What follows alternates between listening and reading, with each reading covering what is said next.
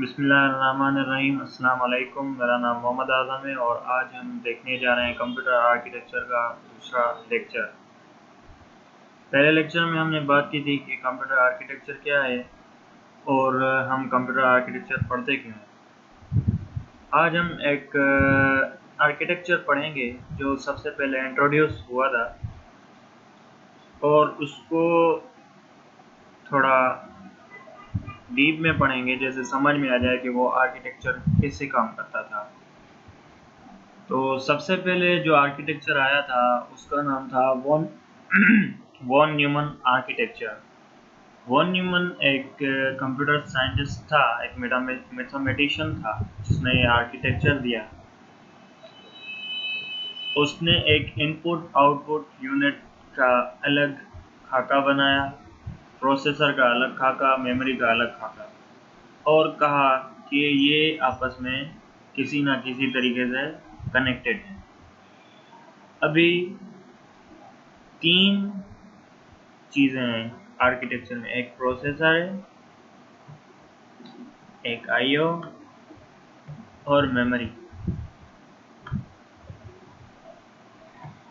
ये बात ध्यान में रख लें कि जो स्टोरेज का जो इंट्रोडक्शन करवाया था वो वॉन न्यूमन का था। तो ये उसका आर्किटेक्चर है जो ग्राफिकली हमने बनाया हुआ है। तो ये आपस में कनेक्टेड है, आईओ यूनिट, मेमोरी यूनिट और प्रोसेसिंग यूनिट। प्रोसेसर में अर्थमेटिक एंड लॉजिक यूनिट आता है और कंट्रोल यूनिट आता है। मजीद इसके बारे में आगे जानते हैं। अच्छा, जो वॉन न्यूमन आर्किटेक्चर, जो वॉन न्यूमन था, उनकी जो उनका जो मानना था, वो उनकी जो स्टेटमेंट्स थी वो ये थी। पहली थी कि instruction and data is stored in the memory. जो हम इंस्ट्रक्शन लिखेंगे और डेटा जो लिखेंगे वो मेमोरी में स्टोर होगी। और दूसरी स्टेटमेंट थी कि मेमोरी एक ऐसा रीजन है जहाँ पे बाइनरी डेटा पड़ा हुआ होता है और उसकी हर लोकेशन के पास नई एड्रेस होती है, अलग अलग एड्रेसेस होती हैं उनके पास। Instruction can only be executed in CPU registers, जो थर्ड स्टेटमेंट है, वो कहता था कि इंस्ट्रक्शन जो है वो एग्जीक्यूट होती हैं सीपीयू रजिस्टर्स में, जो आजकल नहीं है। हम कहते हैं जब तक इंस्ट्रक्शन कैशे में नहीं जाती तब तक वो एग्जीक्यूट नहीं होती, उसको हम बाद में देख लेंगे। और इसकी जो चौथी स्टेटमेंट थी कि each high level instruction is translated into many machine instruction. जो हाई लेवल इंस्ट्रक्शन है, जो हमारी लैंग्वेजेस हैं, जैसे हम सी, जावा की बात करें, हम इजीली समझ पाते हैं, इसलिए हम उन्हें हाई लेवल इंस्ट्रक्शंस कहते हैं। जो भी उसमें कोड लिखते हैं वो ट्रांसलेट होता है बहुत सारे मशीन इंस्ट्रक्शन में। मशीन इंस्ट्रक्शंस मतलब जो 0-1 की शक्ल में हो। अच्छा, अगर हम इस आर्किटेक्चर को देखें तो पहले मेमोरी की बात करते हैं हम, मेमोरी यूनिट की, कि ये कैसे काम करता है। मेमोरी यूनिट का काम प्रोग्राम और डेटा को स्टोर करना है। इनकी 2 किस्में होती हैं, एक प्राइमरी और दूसरी सेकेंडरी। प्राइमरी जो मेमोरी होती है वो सेमीकंडक्टर सेल्स से बनती है।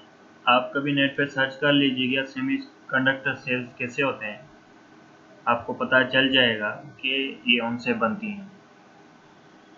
इट इज़ फास्टर, ये बहुत तेज़ होती हैं। होल्ड्स प्रोग्राम ड्यूरिंग एग्जीक्यूशन, हमारा जो प्रोग्राम है वो एग्जीक्यूशन के दौरान होल्ड कर रही होती हैं। इनके पास एक्सेस टाइम होता है कि कितनी जल्दी ये डेटा रीड कर सकते हैं या राइट कर सकते हैं। और जो प्राइमरी मेमोरी में लोकेशंस होती हैं, उन लोकेशंस की यूनिक एड्रेस होती है, हर किसी की अलग अलग। प्राइमरी मेमोरी में हमारा RAM, random access memory and same sequential access memory और रोम आ जाता है, read only memory. Sequential access memory वो जो सीक्वेंस से एक्सेस करें। एक इंस्ट्रक्शन मतलब हमें एक्सेस करनी है, वो 7वें नंबर पर है, तो हम 1 से स्टार्ट करेंगे। रैंडम में ये है कि 7वीं एक्सेस करनी है, तो हम 7वें से ही एक्सेस कर सकते हैं। अच्छा, जो ये पॉइंट्स हैं, इट इज़ फास्टर और होल्ड्स प्रोग्राम ड्यूरिंग एग्जीक्यूशन, इसको हम एक मिसाल से समझते हैं। अगर हम एग्जीक्यूशन की बात करें, तो अगर हमारा प्रोग्राम हार्ड डिस्क में पड़ा हुआ है, ये हमारी हार्ड डिस्क है,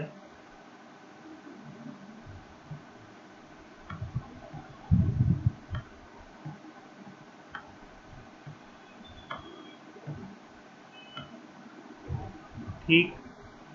हार्ड डिस्क के बाद हम कहाँ जाते हैं? जब प्रोग्राम एग्जीक्यूट करवाना होता है तो वो प्रोग्राम रैम में जाता है।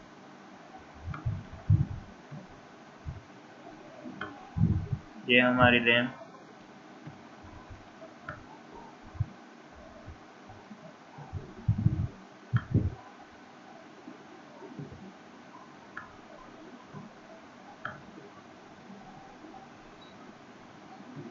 ठीक, उसके पास प्रोग्राम रजिस्टर्स के पास जाता है, जो कि वॉन न्यूमन अपनी स्टेटमेंट में दे चुका है। जब रजिस्टर्स में वो प्रोग्राम जाता है या इंस्ट्रक्शन जाती है तो एग्जीक्यूट होती है। लेकिन ऐसा नहीं है, अभी ऐसा नहीं है, पहले होता था। ये रजिस्टर्स हैं, डेटा रजिस्टर्स के पास गई, फिर रजिस्टर के पास डेटा प्रोसेसर के पास जाती है। ये हमारा प्रोसेसर है। प्रोसेसर्स के अंदर कैशेज लगे हुए होते हैं। अब रजिस्टर भी एक मेमोरी है, कैशे भी एक मेमोरी है। इनको भी आप प्राइमरी मेमोरी कह लें तो ठीक रहेगा। ये कैशे है। जब तक प्रोग्राम कैशे में नहीं जाता तब तक एग्जीक्यूट नहीं होता। क्यों? क्योंकि कैशे प्रोसेसर के करीब होता है और वो जल्दी प्रोग्राम एग्जीक्यूट करवा सकता है। लेकिन रजिस्टर थोड़ा दूर हैं, तो प्रोग्राम थोड़ी देर से रन होगा। अगर वॉन न्यूमन आर्किटेक्चर को देखें तो जो रजिस्टर्स एग्जीक्यूट करते थे वो थोड़ी देर से करते थे। अच्छा, तो इस हिसाब से रैम जो है वो फास्टर हुई हार्ड डिस्क से, फास्टर। फिर रजिस्टर्स जो हैं वो फास्टर हुए रैम से। फिर कैशेस जो हैं वो रजिस्टर्स से भी ज़्यादा फास्ट हुए। कैशेस सबसे फास्ट एलिमेंट हैं कंप्यूटर के अंदर, मेमोरी की हिसाब से बात की जाए तो। ठीक, तो यहाँ पर रैम की बात हो रही थी, इट इज़ फास्टर, ये मतलब रैम की बात हो रही है। तो फास्टर है हार्ड डिस्क से, सेकेंडरी मेमोरी से, और होल्ड करता है प्रोग्राम ड्यूरिंग एग्जीक्यूशन। जब हम प्रोग्राम लिख रहे होते हैं और कंपाइल कर रहे होते हैं तो वो प्रोग्राम रैम में जाता है, जो उसको होल्ड करती है एग्जीक्यूशन के दौरान। लोकेशन जो है रैम का खुद का मसला है, वो कोई सा भी एड्रेस दे दे हमारे इंस्ट्रक्शन को। तो ये हमारी प्राइमरी मेमोरी थी। अच्छा, प्राइमरी मेमोरीज महंगी होती हैं एज कंपेयर टू सेकेंडरी। अब सेकेंडरी पढ़ रहे हैं। सेकेंडरीज जो मेमोरीज होती हैं वो लार्जर होती हैं, मतलब डेटा रखने के हिसाब से भी और साइज़ के हिसाब से भी। मतलब हमारी डेटा देखें जीबी में होती है, टेराबाइट्स में होती है। रैम इतनी फास्ट नहीं है, 4 GB 8 GB चल रही है आजकल जो। और सेकेंडरीज मेमोरी चीपर हैं as compare to primary memories. जैसे हमारी हार्ड डिस्क है, ये सेकेंडरी मेमोरी। सेकेंडरी मेमोरी वो होती है जो हमें कंप्यूटर के साथ लगानी पड़े और हम उसे जब चाहें डेटा ले पाएँ, जब चाहें डेटा डिलीट कर दें। लेकिन रैम में ऐसा नहीं होता, रैम में से हम डेटा नहीं निकाल सकते। अच्छा, ये सेकेंडरी मेमोरीज जो हैं ये टेम्पररी होती हैं। अगर आप कंप्यूटर बंद कर दें तो आपका सारा काम जो उस पर हुआ है, अगर सेव कर लिया है तो ठीक है, वरना वो चला जाता है। अगर प्राइमरी मेमोरी की बात करें, सॉरी सेकेंडरी मेमोरीज जो हैं वो परमानेंट होती हैं और जो प्राइमरी मेमोरीज हैं वो टेम्पररी होती हैं। प्राइमरी मेमोरीज भी परमानेंट हो जाती हैं तब जब आप किसी पीसी में कोई विंडोज़ वगैरह चला रहे हैं। अगर विंडोज़ चली तो रैम परमानेंट हो जाएगी, अगर विंडो बंद करें तो वो फिर टेम्पररी हो जाएगी। अब आ रहा है अर्थमेटिक एंड लॉजिक यूनिट जो प्रोसेसर के अंदर लगा हुआ होता है। वो क्या करता है? It performs arithmetic and logical expressions in ALU of the processor. वो अर्थमेटिक और लॉजिकल ऑपरेशंस परफॉर्म करता है ALU में। अर्थमेटिक कौन सी हो गई? आपकी एडिशन, सब्ट्रैक्शन, मल्टीप्लिकेशन, डिवीजन वगैरह। लॉजिकल वो जो मतलब जैसे आप सी प्रोग्रामिंग में देख लें, ऐसी निशानियाँ होती हैं इन नॉट इक्वल्स टू या इक्वल्स टू वगैरह वगैरह, जो भी ऑपरेशंस हैं वो परफॉर्म करता है। दूसरा क्या है कि ये loads the operands into memory. जो हमारे ऑपरेंड्स हैं, ऑपरेंड्स जो हम आप अगर असेंबली लैंग्वेज के बारे में जानते हैं तो उसमें ऑपरेंड्स कहा जाता है वेरिएबल्स को। यहाँ पे आप वेरिएबल्स समझ लें, जो वेरिएबल्स हैं उनको मेमोरी में लोड करता है। Bring them two processor, memory से वो प्रोसेसर में लाता है। मेमोरी अलग यूनिट है, प्रोसेसर अलग यूनिट है, ठीक है। फिर परफॉर्म ऑपरेशन इन ALU। फिर जो प्रोसेसर का पार्ट है ALU, अर्थमेटिक लॉजिक यूनिट, उसमें ऑपरेशन परफॉर्म करता है। अगर अर्थमेटिक हो तो अर्थमेटिक की, लॉजिकल हो तो लॉजिकल की। फिर store result back to the memory और रिटेन इन द प्रोसेसर। या तो रिजल्ट वापस करता है मेमोरी को, या वो रिजल्ट प्रोसेसर में ही रहने देता है। प्रोसेसर में रहने का मतलब, अगर आप वाइल लूप की बात करते हैं तो जब तक हम उसमें जो कंडीशन लगी हुई होती है कि ये की नहीं दबाएंगे तो प्रोग्राम बंद नहीं होगा, तो ऐसा कुछ आप समझ लें कि प्रोसेसर में रख स्टोर करेगा या वापस कर देगा मेमोरी को। अब हम सिंपल सी एडिशन कर रहे हैं। मसलन A में कोई वैल्यू पड़ा है और B में कोई वैल्यू पड़ा है, इनकी एडिशन कर रहे हैं, तो ये अर्थमेटिक लॉजिक यूनिट के पास जाएगा। अच्छा, अर्थमेटिक लॉजिक यूनिट CPU के अंदर देखें तो कुछ वी शेप टाइप बना होता है। मैंने यहाँ पे ग्राफ थोड़ा अलग बनाया है, लेकिन ये थोड़ा वी शेप टाइप का होता है। अब ALU डायरेक्ट हमें आउटपुट नहीं देगा, इसमें अंदर कंडीशनल कोड्स होते हैं, कंट्रोल सिग्नल्स होते हैं। कंडीशनल कोड्स क्या होते हैं? अगर हम एडिशन कर रहे हैं, जैसे 1 + 1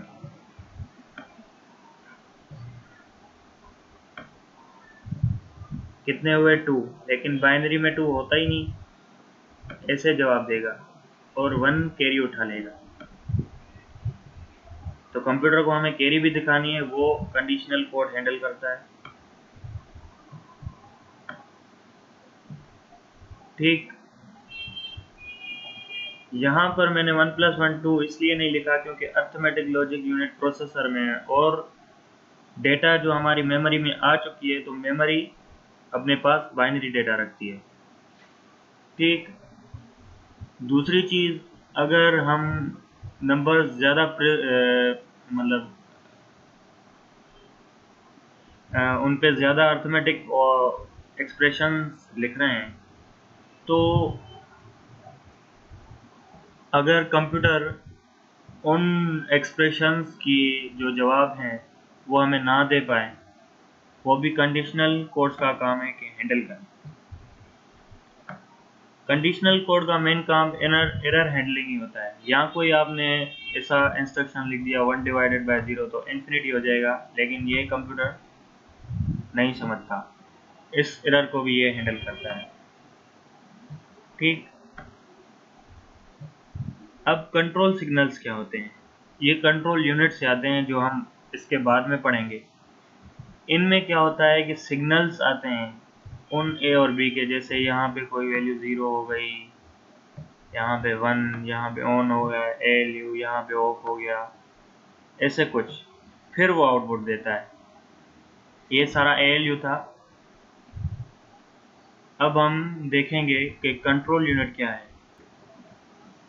control unit, all computer operations are controlled by the control unit. Computer के जो भी ऑपरेशंस हैं वो कंट्रोल करता है कंट्रोल यूनिट, जो कि CPU और प्रोसेसर में होता है। प्रोसेसर में दो चीज़ें थी, एक ALU था और एक कंट्रोल यूनिट है। ठीक, तो कंट्रोल यूनिट क्या करता है, हर कंप्यूटर ऑपरेशन, तकरीबन जो सारे कंप्यूटर ऑपरेशन है उनको कंट्रोल करता है, और टाइमिंग सिग्नल्स जनरेट करता है जो इनपुट और आउटपुट के दरमियान जो ट्रांसफरिंग हो रही है उनके सिग्नल्स जनरेट करता है, टाइमिंग सिग्नल्स के ये इनपुट कब आया, आउटपुट कब आया, ऐसे ही कुछ। तीसरी चीज़, control unit is distributed throughout the machine. वो जो कंट्रोल यूनिट है वो सारी मशीन के लिए होता है, वो क्योंकि कंट्रोल सिग्नल्स जनरेट करता है, सिग्नल्स के ज़रिए हमें डेटा मिलती भी है, हमें डेटा का आउटपुट भी मिलता है। चौथी चीज़, how control signals can be generated, कैसे जनरेट होते हैं। एक होते हैं हार्डवायर्ड जो लॉजिक सर्किट्स के साथ बदले, एक होते हैं माइक्रो प्रोग्राम कंट्रोल्स। हार्डवायर की बात करें तो आपके कंप्यूटर के अंदर वायर्स लगी होती हैं। ठीक, वो आपकी जो डेटा है वो ट्रांसफ़र कर रही होती हैं, वो लॉजिक सर्किट्स के साथ बनती हैं कि डेटा कैसे ट्रांसफ़र होनी है, क्या रिज़ल्ट निकालना है।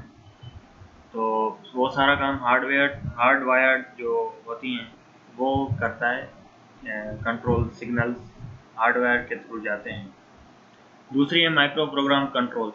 अच्छा, हार्डवेयर चेंज नहीं हो सकती, अगर चेंज करनी हो तो आप फिर मैन्युफैक्चरिंग इंडस्ट्रीज जो हैं उनसे करवा सकते हैं, बाकी कोई नहीं कर सकता। दूसरी है माइक्रो प्रोग्राम कंट्रोल्स, अगर वो जो कंट्रोल सिग्नल जनरेट हो रहे हैं उन पर वो प्रोग्रामिंग के साथ बने हुए हैं तो आप कंट्रोल्स कहाँ पे भी भेज सकते हैं। यहाँ पे आप छोटा सा मिसाल ले लें, जैसे आपने कोई मशीन बना ली, आप उनको कंट्रोल दे रहे हैं। यहाँ आप अपने पीसी से वायरलेसली किसी दूसरे पीसी के साथ कोई फाइल शेयर करना चाह रहे हैं वगैरह, तो ऐसे में माइक्रो प्रोग्राम कंट्रोल्स काम आते हैं। फिर जो वॉन न्यूमन आर्किटेक्चर में इनपुट और आउटपुट यूनिट था उसके बारे में बात करते हैं, और ये आखिरी यूनिट था उसका। हम मेमोरी यूनिट पढ़ के आए, प्रोसेसर्स में जो ALU और CU है वो पढ़ के आए, अभी इनपुट एंड आउटपुट रहा। तो इनपुट एंड आउटपुट में क्या होता है, data process by the computer is not necessarily in the memory. जो कंप्यूटर डेटा प्रोसेस करता है वो मेमोरी में हमेशा नहीं होती, हम रखते हैं मेमोरी। ठीक, दूसरी बात, data has to be exchange among peripheral devices and outside world. Data जो है वो एक्सचेंज होती है पेरिफेरल डिवाइसेस से, जो हमारी इनपुट और आउटपुट डिवाइसेस हैं, जैसे हमें इनपुट देना हो या आउटपुट दिखाना हो वगैरह, एंड आउटसाइड वर्ल्ड। या तो वो डेटा हमें किसी दूसरी चीज़ पर दिखानी हो। आगे हम पढ़ेंगे कि दूसरा मतलब दूसरी दुनिया से कैसे, मतलब। ठीक, तीसरी चीज़ है the way IO performed operation have impact on the performance of computers. जब हम IO परफॉर्म करते हैं, इनपुट एंड आउटपुट, उनसे जो ऑपरेशंस लिखते हैं वो इम्पेक्ट कर सकता है हमारे परफॉर्मेंस ऑफ कंप्यूटर पे। कैसे? अगर हम स्लो लिख रहे हैं तो परफॉर्मेंस कंप्यूटर की कम हो जाएगी, अगर स्पीड लिख रहे हैं तो ऑपरेशंस जो स्पीड लिख रहे हैं तो परफॉर्मेंस इम्प्रूव होगी। इनपुट डिवाइसेस कौन सी है जिससे आप इनपुट कर सकें, कीबोर्ड, माउस वगैरह वगैरह, और दूसरी भी हैं जैसे आपका माइक्रोफोन एटसेट्रा। आउटपुट डिवाइसेस जो आपको आउटपुट दिखाएं, मॉनिटर है, प्रिंटर है, कैमरा, स्पीकर एटसेट्रा। ठीक, अब हम बेसिक IO पढ़ रहे हैं। बेसिक आईओ का मतलब यही है कि डेटा कैसे इन होती है, इनपुट होती है और आउटपुट होती है। IO is the means by which data is transferred between the processor and outside world. IO एक ऐसा ड्रम है जो जिससे हम डेटा ट्रांसफ़र कर सकते हैं प्रोसेसर और आउटसाइड वर्ल्ड, दूसरे दुनिया से। दूसरी दुनिया का मकसद आप ये समझ लें कि हम जो इंटरनेट है वो डेटा कैसे शेयर हो रही है, लाइन के थ्रू। ठीक है, हम ऐसे भी कर सकते हैं या हम अपने मॉनिटर पे भी वो डेटा शो करवा सकते हैं। यहाँ जैसे आपने बड़े बड़े डेवलपर्स देखे होंगे, वो कोड एक कंप्यूटर पे लिख रहे होते हैं, उनका आउटपुट दूसरे कंप्यूटर पे आ रहा होता है। ऐसा कुछ है आउटसाइड वर्ल्ड, इसलिए लिखा हुआ है। दूसरी चीज़, devices operate at different speed to processor for the handshaking is required. हर डिवाइसेस की अपनी स्पीड होती है, कीबोर्ड की अपनी, माउस की अपनी। तो जो प्रोसेसर है उनको उनके साथ हैंड शेकिंग करनी चाहिए, मतलब उनके साथ जुड़े रहना चाहिए, भले वो स्लो हो या स्पीड हो। यहाँ पे एक ग्राफ बना हुआ है जिसमें प्रोसेसर है और डेटा इनपुट है और डेटा आउटपुट है। ये हम समझते हैं, अगली स्लाइड समझ के ये आपको समझा दूंगा मैं। अच्छा, कीबोर्ड एंड डिस्प्ले, बात हम यही करते हैं, हमें कीबोर्ड चाहिए होता है जिसमें इनपुट करते हैं और हमें डिस्प्ले दिखाना होता है। ठीक है, so the keyboard and display are coordinated with software. Keyboard और डिस्प्ले मतलब किसी सॉफ्टवेयर के साथ जुड़े हुए होते हैं, जैसे कीबोर्ड का ड्राइवर अलग होता है, डिस्प्ले का ड्राइवर अलग होता है। ठीक, register on device assign to keyboard hardware. अगर हम इनपुट की बात करें तो कीबोर्ड से लेते हैं, तो एक रजिस्टर कीबोर्ड को दिया जाता है। जो डेटा इन है वो कंटेन करता है ASCII of last type character, मतलब वर्ड की बात करें तो वो एस्की रखता है। ठीक, डेटा इन हमारा क्या था, ये वाला डेटा इन, ये एस्की रखता है जो लास्ट कैरेक्टर टाइप किया हो। कोई भी लास्ट कैरेक्टर आप जैसे लिखें ए, यहाँ आपने 65 लिख दिया, ऐसे कुछ वो स्टोर करता है। ठीक, फिर जो एस इन है जो रजिस्टर के अंदर लगा हुआ होता है वो कंट्रोल फ्लैग होता है, वो कंट्रोल करता है। S in is the status control flag, normally zero, वो नॉर्मली जीरो होता है, मतलब ऑफ होता है। When a character is typed it becomes 1। जब हम कोई कैरेक्टर टाइप करते हैं तो ये 1 हो जाता है। अभी मैंने कुछ नहीं लिखा था तो पहले 0 था, मैंने कुछ लिख दिया, ए लिख दिया, तो ये ऑन हो गया।